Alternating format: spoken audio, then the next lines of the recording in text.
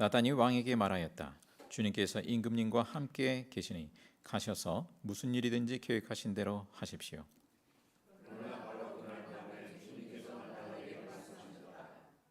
너는 내 종 다윗에게 가서 전하여라. 나 주가 말한다. 내가 살 집을 내가 지으려고 하느냐?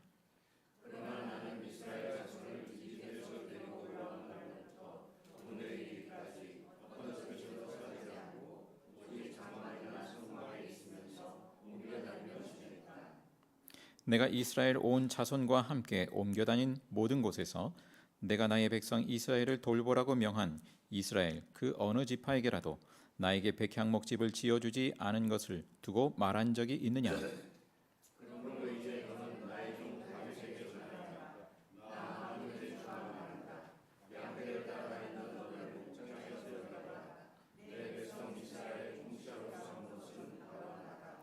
나는 네가 어디로 가든지 언제나 너와 함께 있어서 내 모든 원수를 내 앞에서 물리쳐 주었다.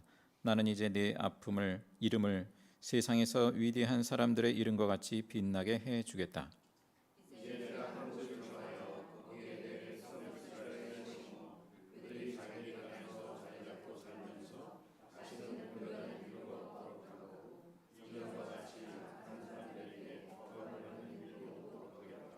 이전에 내가 나의 백성 이스라엘에게 사사들을 세워준 때와는 달리 내가 너를 너의 모든 원수로부터 보호하여서 평안하게 살게 하겠다.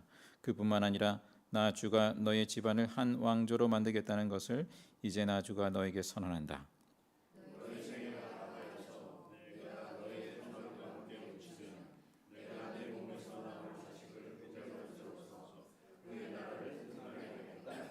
바로 그가 나의 이름을 드러내려고 집을 지을 것이며 나는 그의 나라의 왕위를 영원토록 튼튼하게 하여 주겠다.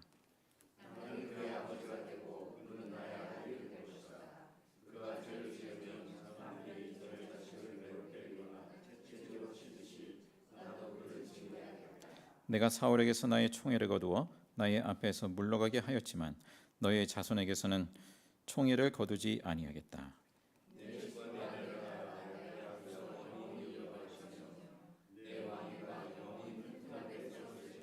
함께 있습니다.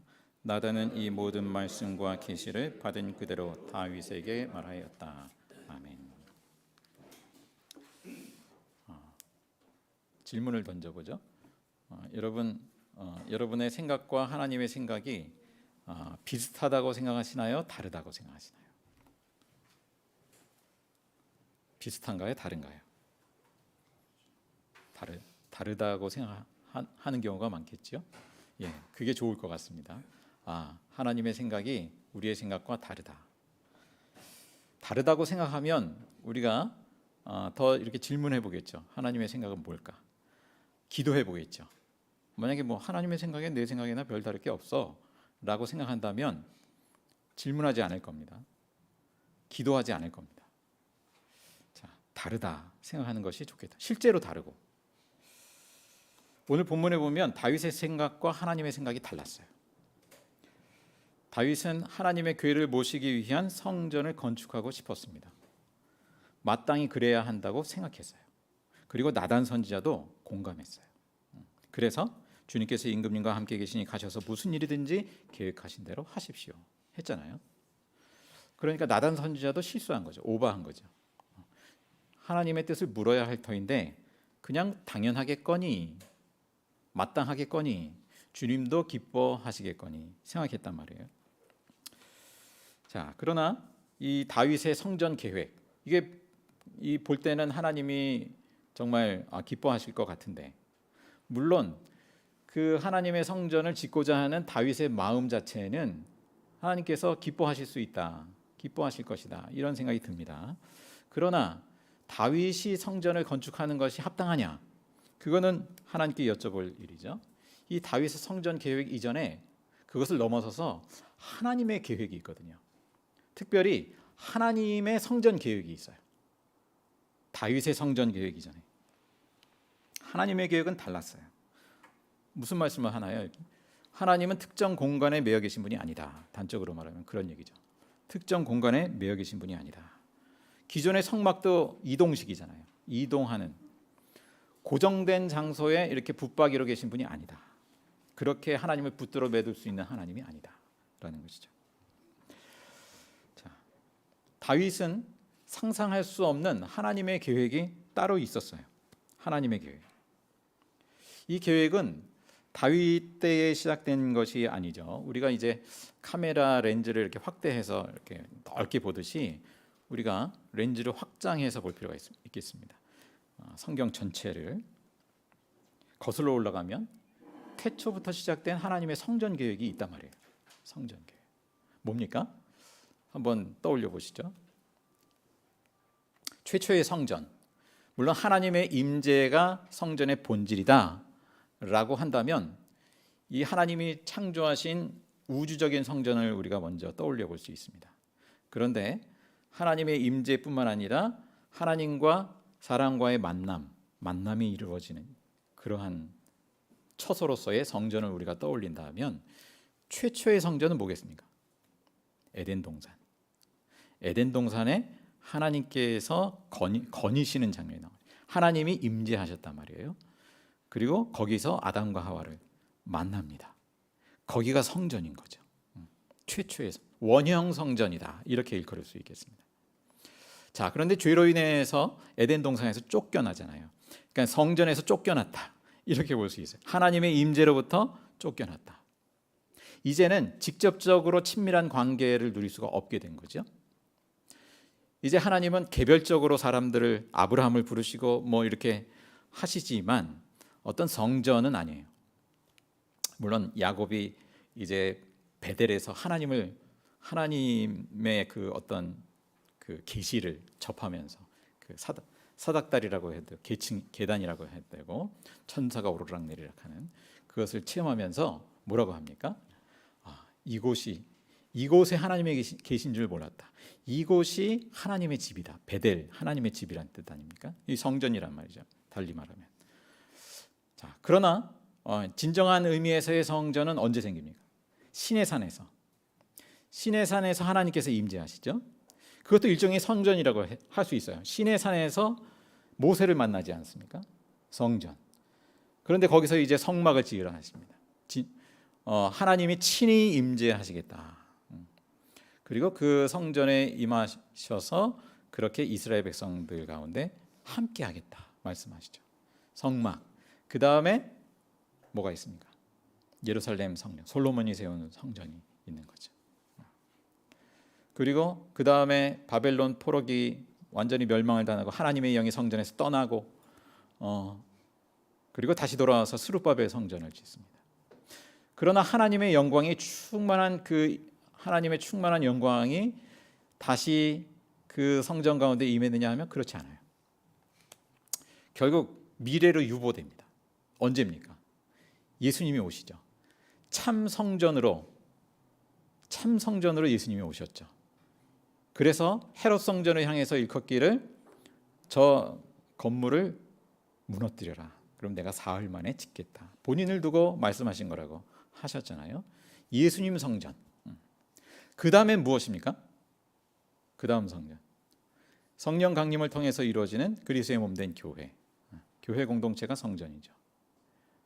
성령으로 우리와 함께 하시기 위하여 그렇게 성령 강림하셔서 성전이 되게 하셨습니다. 그래서 이제는 예수 그리스도를 주님으로 영접한 우리가 성전이다. 너희가 하나님의 성전이다 말씀하지 않습니까? 하나님의 그 거대한 성전 프로젝트, 그것이 성경의 처음부터 끝까지 쭉 이어져 있어요. 그리고 이것이 어디까지 연결됩니까? 요한계시록 이제 마지막 장면이 뭐예요? 새 에덴의 장면을 보여줍니다. 그 창세기의 에덴과 굉장히 유사한 장면을 보여줍니다. 새 에덴이다 이렇게 일컬을 수 있는데 거기서 마주대하는 것은 뭡니까? 거기는 이제 그 성전이 없더라 그 말씀을 하세요. 성전이 존재하지 않습니다. 왜? 하나님과 그 아들 어린 양 예수 그리스도가 친히 성전 되시기 때문에 건물 성전 이런 것은 없는 것이죠. 자, 이렇게 창세기부터 요한계시록까지 하나님께서 창세 때로부터 계속해서 이루고자 하시는 계획, 그 본질은 뭔가요? 하나님이 우리와 함께 하시고자 하는 거죠. 에덴 동산에서 그러했듯이 죄의 문제를 해결하고 죄를 대속해 주시고 예수 그리스도 안에서 우리를 거듭나게 하시고 하나님의 자녀 되게 하시고 하나님의 임재 속에서 살아가는 삶을 살아갈 수 있도록 하기 위하여, 함께 하기 위하여 그 하나님의 성전 프로젝트가 창세기부터 요한계시록까지 쭉 이어진단 말입니다. 그 가운데 우리가 부름을 받은 것이죠. 찬송가 중에 지난주 불렀습니다만 찬송가 그 나의 마음 성전 삼고 주께서 계시네. 나의 마음, 제가 제일 좋아하는 찬양 중에 하나인데 나의 마음 성전 삼고 주께서 계신다. 이것이 하나님의 계획이다라는 것입니다. 하나님은 우리의 계획과 어떤 실행 이전에 우리의 생각을 뛰어넘는 그 하나님의 계획을 실행하신다. 우리가 이것을 기억해야 하겠다라는 것입니다. 우리가 주님을 위하여 일하기 전에 주님이 우리를 통해서 우리를 위하여 행하신다. 이미 행하셨고 계속해서 행하신다라는 것이죠. 하나님의 계획을 하나님이 친히 이루어 가신다라는 것입니다. 오늘 본문 8절 이하에 보면 하나님께서 말씀하시기를 내가를 굉장히 강조하세요. 내가 10번 이상.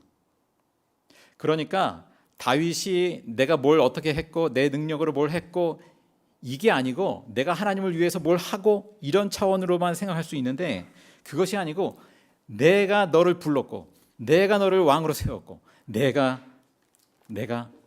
이스라엘의 통치자로 삼았고 어디로 가든지 내가 함께 했고 내가 네 모든 원수를 물리쳐줘. 앞으로도 그럴 것이고 내가 다윗의 이름을 빛나게 해줄 것이다 말씀합니다. 그리고 이스라엘을 내 백성이라 하죠. 다윗에게 속한 백성이 아니에요. 하나님께 속한 백성이죠. 내 백성. 내가 내 몸에서 나올 자식을 후계자로 세워서 솔로몬이죠. 그 나라를 튼튼하게 하겠다. 그리고 계속해서 그 왕위가 영원토록 이어지도록 하겠다 말씀하십니다. 놀라운 계획이죠. 다윗은 미처 생각지 못한 그 놀라운 계획을 약속하십니다. 그리고 그 계획은 다윗의 후손들의 죄에도 불구하고 취소되지 않는 약속이에요. 죄를 지으면 징계하시지만 그 말씀이 오늘 있는데 총애를 거두지는 않겠다 말씀하십니다. 이 총애, 헤세드란 단어입니다. 헤세드, 은혜, 자비, 그러한 의미 같은 단어죠. 자, 하나님은 우리에게도 죄를 지으면 징계하세요. 징계하시지만 헤세드를 거두지는 않으신다라는 것이죠. 징계하시지만 이 징계도 헤세드의 일부인 거죠. 자, 다윗은 자신의 생각을 훨씬 뛰어넘는 이 하나님의 계획을 알고 하나님을 찬양하면서 기도합니다. 그 다음 내용이 쭉 이제 이어지는 내용입니다. 우리가 성경을 묵상하고 기도하는 이유가 뭔가요? 우리의 생각과 강구의 범주를 뛰어넘는 그 하나님의 계획과 비전이 있다는 것이죠. 거기에 접속하는 거죠. 그것을 알게 되는, 깨닫는 것이죠.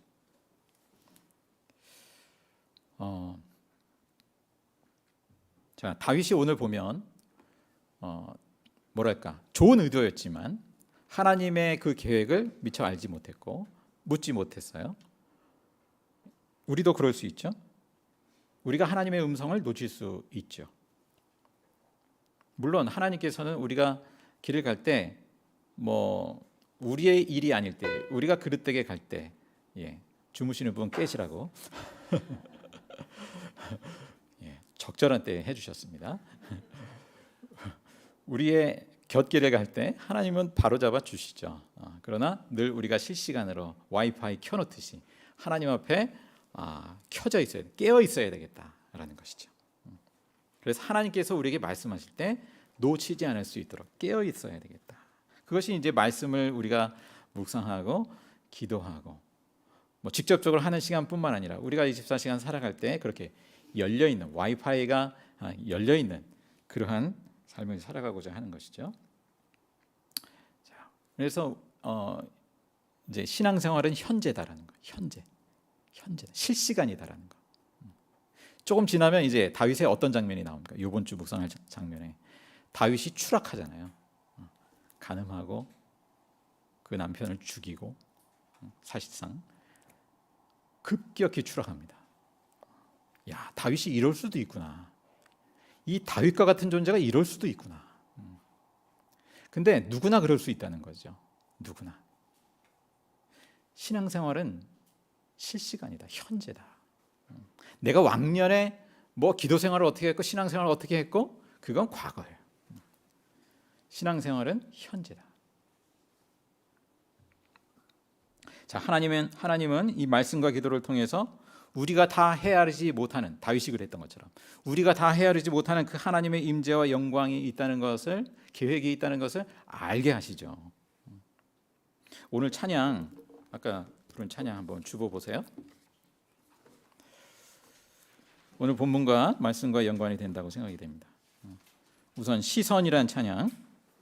내게로부터 눈을 들어 주를 보기 시작할 때 주의 일을 보겠네. 1절. 그러니까 내 생각, 나의 계획, 뭐 이것에 우리는 이제 뭐 이렇게 갇혀 있을 수 있는데 눈을 들어서 주를 보기 시작할 때 주의 일을 보겠네. 내 작은 마음 돌이키사 하늘의 꿈 꾸게 하네. 주님을 볼 때 모든 시선을 주님께 드리고 살아계신 하나님을 느낄 때 내 삶은 주의 역사가 되고 하나님이 일하기 시작하네. 자, 하나님이 일하시는 그 거대한 그 계획 속에, 섭리 속에 내가 있구나. 내가 주님을 위한다고 하지만, 위해서 일한다고 하지만 하나님께서 나를 위해서 행하시는 그 거대한 섭리가 있구나. 그 속에 내가 있구나라는 것이죠. 그 밑에 찬송도 보세요. 나의 기도하는 것보다 더욱 응답하실 하나님. 이 다윗의 얘기 아닙니까? 나의 생각하는 것보다 더욱 이루시는 하나님. 우리 가운데 역사하신 능력대로 우리들의 간구함을 넘치도록 능히 하실 주님께. 자, 이것을 알게 됐을 때 나의 계획과 그 나의 생각을 뛰어넘으시는 하나님의 그 섭리와 계획이 있구나. 하나님의 놀라우신 그 임재와 영광의 역사가 있구나라는 것을 우리가 알게 될 때 터져나오는 것이 뭔가요? 그것이 찬양이죠. 모든 영광과 존귀와 찬양과 경배를 돌리죠. 다윗이 그 다음 장면에 기도하면서 하나님을 높여 찬양하는 장면이 나오지 않습니까? 우리가 찬양이 나오는 것은 바로 여기로부터 비롯되는 거죠. 우리가 말씀과 기도 가운데 그 하나님의 계획, 하나님의 은혜의 역사 가운데 접속할 때, 그것을 헤아려 알게 될 때, 우리가 다 알지는 못하지만 하나님의 그러한 놀라우신 계획과 그러한 섭리가 있구나라는 것 자체를 알게 되죠. 성경 말씀을 통해서 기도 가운데 그때 터져나오는 것이 찬양이지 않습니까? 우리가 그러한 찬양이 더욱 넘쳐날 수 있기를 간절히 바랍니다. 자, 그 다음에 다윗의 성전 계획을 넘어선 하나님의 성전 계획이 오늘 우리에게 어떤 의미가 있을까 생각해 보고자 합니다. 자, 하나님은 그토록 우리와 함께 하기를 원하신다는 거죠. 원하신다. 때문에 예수님이 오셨고 십자가에 죽기까지 우리의 죄를 대신해서 죽으시고, 그래, 죄의 문제를 해결해야 되기 때문에 그렇게 부활하셨죠. 자, 예수님을 주님으로 모신 사람들, 그리고 그들의 공동체에 성령으로 임재하셔서 성전 삼으셨어요. 이 시간에도 성령께서 이 가운데 임재해 계신다는 것, 우리가 그것을 인지할 필요가 있어요. 내게 임재하실 뿐만 아니라 성령께서 이 예배 가운데 임재하신다는 것을 우리가 인지할 필요가 있어요. 그래야 우리가 더 깨어 있죠. 하나님은, 자, 우리가 이미 예수 그리스도를 주님으로 영접했다면 성전이 됐습니다. 성전이 됐는데 어떤 성전이 되기를 원하십니까? 하나님의 임재로 충만한 성전이 되기를 원하시는 거잖아요. 그냥 성전이 아니라 우리 안에 성령의 임재는 충만할 수도 있고 소멸할 수도 있어요. 뭐 우리가 무늬만 기독교인으로 그냥 예배 출석하고 왔다 갔다 한다면 성령의 임재를 소멸하면서도 그렇게 그냥 종교 생활을 하는 것이죠. 어떻게 하면 성령의 충만한 임재가 있을까? 봉사를 열심히 하면 임재가 있을까요? 물론 말씀에 순종하는 차원에서 한다면 그러할 수 있죠. 교회를 오래 다니면 성령의 임재가 있을까요? 그렇지 않죠. 아까 신앙은 현재다 했듯이 지속적으로 우리가 하나님의 말씀에 귀 기울이고, 그것은 단지 성경을 보는 것뿐만은 아니죠. 우리가 살아가면서 이게 뭔가를 행하고 선택하고 뭐 계획하고 모든 것에 있어서 하나님의 그 말씀은 하나님께서 인도하시는 길은 어떤 길일까? 그것을 주님께 되묻고 기도하고 성령의 임재를 구하고 인도하심을 구하는 거 아닙니까? 요한계시록 3장 20절에 보면 잘 아시는 말씀이죠. 내가 문 밖에 서서 문을 두드린다 말씀합니다. 그래서 누구든지 내 음성을 듣고 문을 열면 나는 그에게로 들어가서 그로 더불어 먹고 그러하겠다. 친밀한 사귐을 이룰 것이다라는 거죠. 근데 여기 이미 아시듯이 예수님은 강제로 들어오시지 않죠. 강제로 다스리지 않는단 말이에요. 뭐예요? 내가 문을 열어야 돼요. 내가 닫혀 있는 문을 열어야 돼요. 주님께서 들어오셔서 거하시기를, 다스려 주시기를, 성령께서 다스려 주시기를 구하고 순종하는 거죠. 그게 문을 여는 거죠. 예수님은 우리를 강제로 하지 않습니다. 우리는 흔히 이런 태도를 취할 수 있죠. 때로 시시때때로 주님, 거실까지는 들어오세요. 그러나 내 방에는 들어오지 마세요. 내 지저분한 방, 거기는 보지 마세요. 들어오지 마세요. 이거는 내 영역입니다. 거실은 들어오세요. 뭐 이런 믿음. 자, 우리는 주님께 문을 열어서 이렇게 맞이할 수도 있고, 또 한편으로는 마귀에게 문을 열 수도 있어요. 주님께만 문을 여는 게 아니라. 뭡니까? 주님, 거실에는 제가 영접합니다. 그런데 이 방은 노터치. 그건 뭡니까? 마귀에게 방을 내준 채로 살아가는 거예요. 중립은 없습니다. 마귀가 원하는 게 뭡니까? 성령의 임재와 인도를 따라 사는 것만 안 하면 돼요. 이것을 제외한 다른 것에 눈길을 돌리고 거기에 에너지를 쏟으면서 살면 돼요. 마귀가 원하는 거죠. 마리아가 아니라 마르다가 되기를 원해요. 자, 마르다가 하는 일이 소중하지만 주님을 위한다고 하는 일이지만 다른 일에 너무 분주한 나머지 예수님의 말씀을 들을 시간이 없어요. 그것이 마귀가 교회 다니는 사람들에게 원하는 삶입니다. 점점 하나님의 임재로부터 멀어져서 하나님과 떨어진 생각을 품고 살아간다면 더할 나위 없는 거죠. 하나님이 그 창세기 4장에 가인의 얼굴빛을 보면서 이제 가인의 제물을 안 받으셨잖아요. 가인의 얼굴빛이 달라졌어요. 뭐라고 하십니까? 네가 올바르지 못한 일을 하였으니 죄가 너의 문에 도사리고 앉아서 너를 지배하려고 한다. 너는 그 죄를 잘 다스려야 한다. 말씀하죠.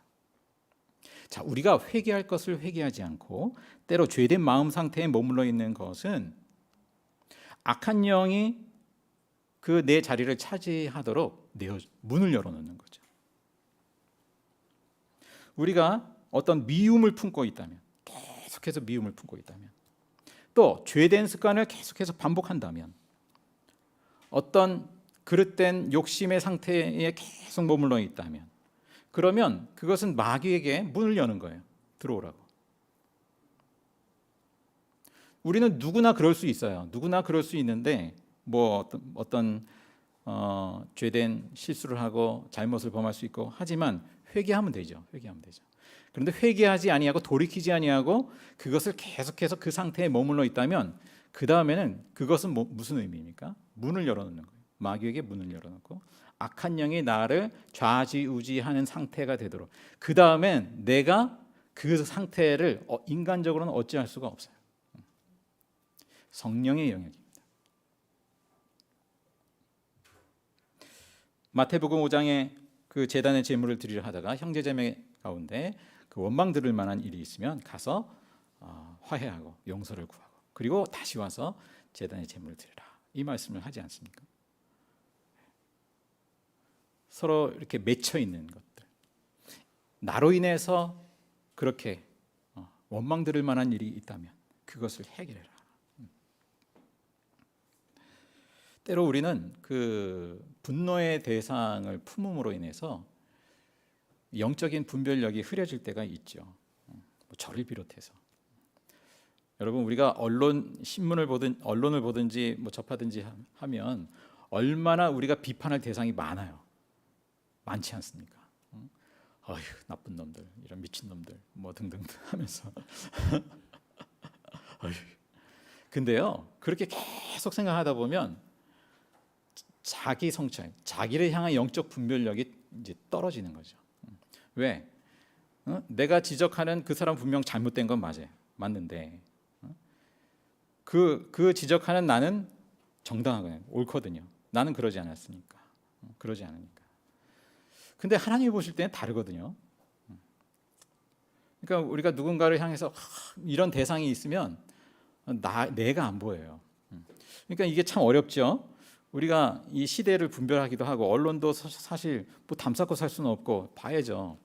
보면서 우리가 증오하지 않으면서도 불필요한 정죄를 하지 않으면서도 우리가 어떻게 그것을 분별하고 나를 성찰하고 영적 분별을 할 수 있을까? 이게 참 어려운 작업이잖아요. 그러니까 우리가 늘 하나님 앞에 있다라는 것을 의식하는 거, 깨어 있다라고 하는 거, 이게 중요한 거죠. 안 그러면 그냥 계속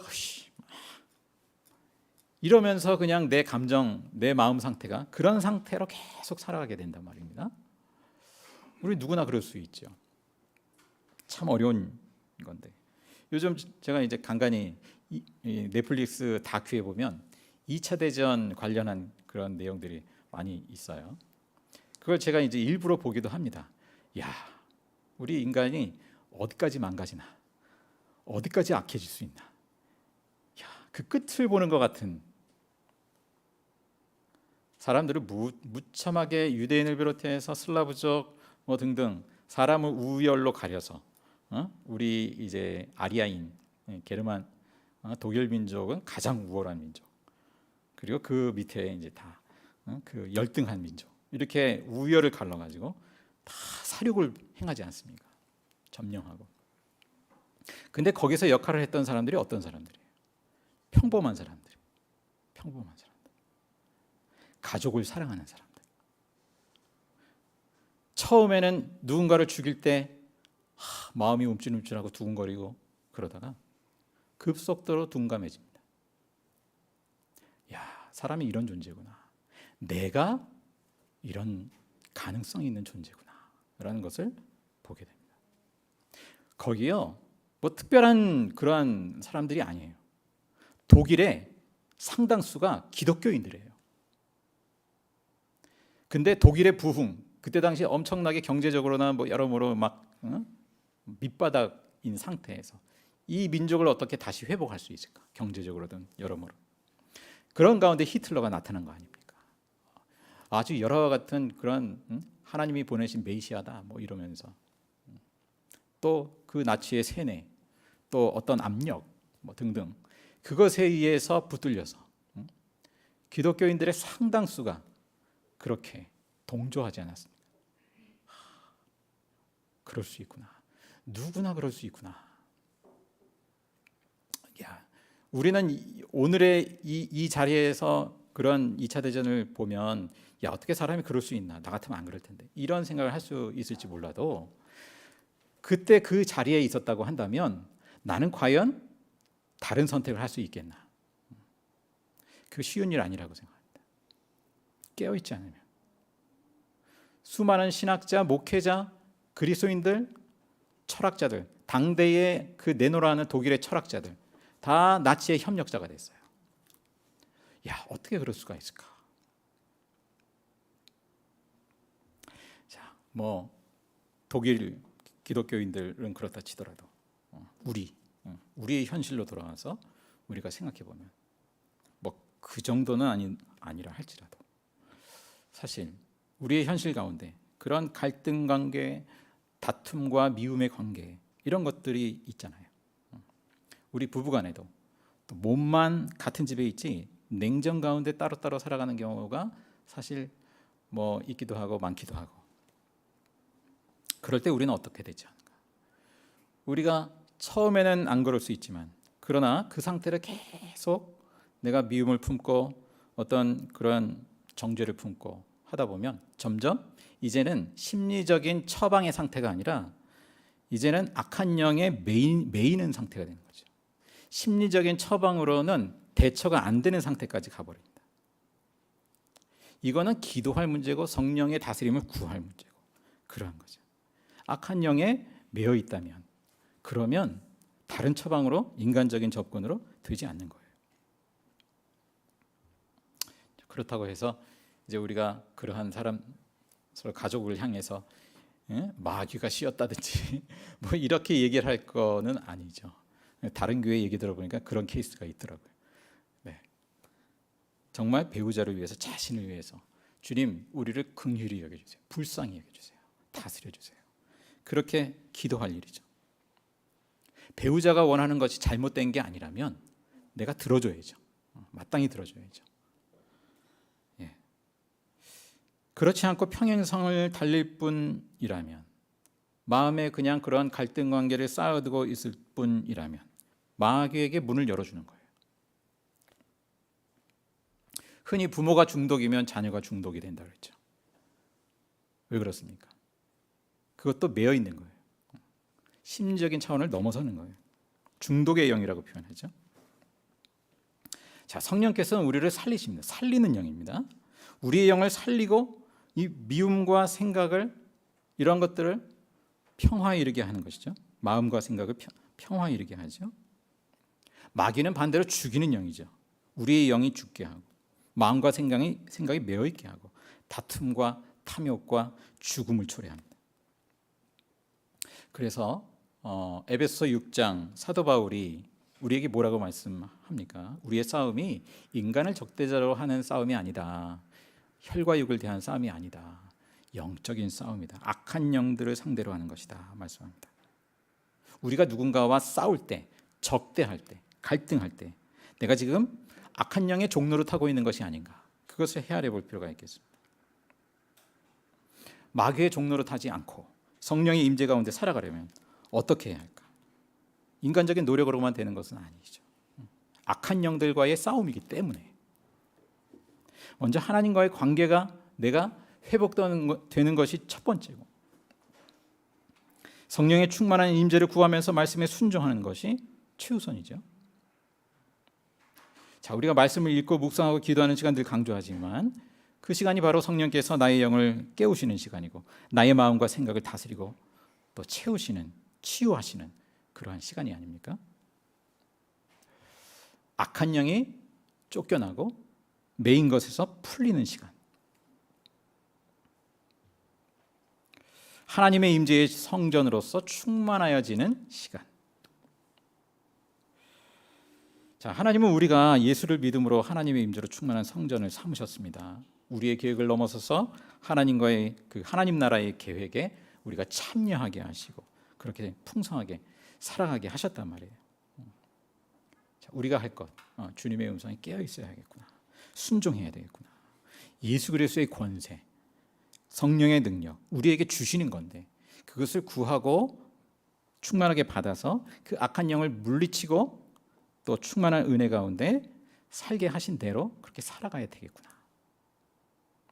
자, 그 은혜가 우리 가운데 넘치기를 주님의 이름으로 축복합니다. 기도하겠습니다. 하나님 아버지, 저희를 향한 하나님의 놀라운 계획을 감사드립니다. 우리를 친히 성전 삼으시고 충만한 성령의 임재 가운데 살게 하셨으니 더 이상 악한 영의 종노릇하지 않게 하여 주옵소서. 참된 성전으로 온 삶이 성령의 다스림으로 충만하게 하여 주옵소서. 예수님의 이름으로 기도합니다. 아멘. 주님 가르친 기도로 함께 기도하겠습니다. 하늘에 계신 우리 아버지, 아버지의 이름을 거룩하게 하시며 아버지의 나라가 오게 하시며 아버지의 뜻이 하늘에서와 같이 땅에서도 이루어지게 하소서.